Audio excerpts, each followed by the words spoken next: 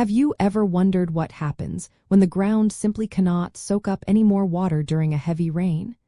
It is a fascinating and crucial moment in the journey of water across our landscapes, one that dramatically changes how water behaves and where it goes.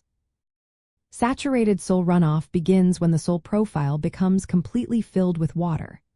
This means all the tiny spaces between soil particles, known as pore spaces, are occupied by water, leaving no room for additional infiltration.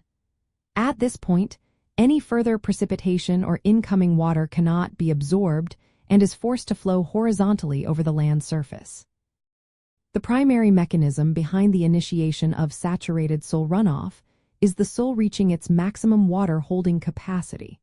This often occurs due to prolonged or intense rainfall on soil that already has a high antecedent moisture content. When the rate of rainfall exceeds the soil's infiltration capacity, and the soil is already saturated, the excess water has no option but to become surface runoff. Factors influencing this include the soil texture, its structure, organic matter content, and the presence of any restrictive layers that prevent deeper percolation. For instance, clayey soils with small pore spaces tend to saturate faster and have lower infiltration rates compared to sandy soils. Understanding this process allows us to better predict and manage water resources. You can identify areas prone to saturated runoff by observing characteristics like soil type, vegetation cover, and topography. Gently sloping areas with fine textured soils are particularly susceptible.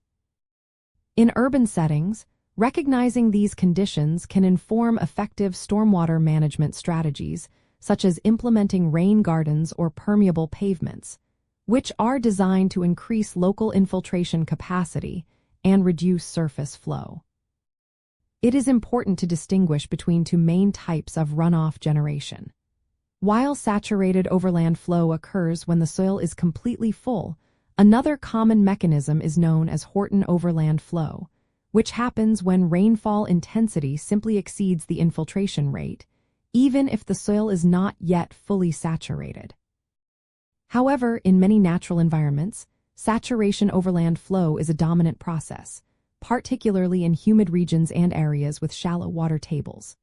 The concept of hydraulic conductivity, which measures how easily water can move through soil, is also critical here. A soil with low hydraulic conductivity will reach saturation and produce runoff more quickly than one with high hydraulic conductivity under the same rainfall conditions. Ultimately, grasping the conditions under which saturated soil runoff occurs is fundamental to effective land use planning, agricultural practices, and environmental protection. It helps us anticipate flood risks, prevent soil erosion, and design systems that promote healthier ecosystems by better managing water at the source. This knowledge empowers us to work with nature's processes, rather than against them, ensuring a more resilient and sustainable water future. If you love learning about water, like, subscribe, and keep exploring with us.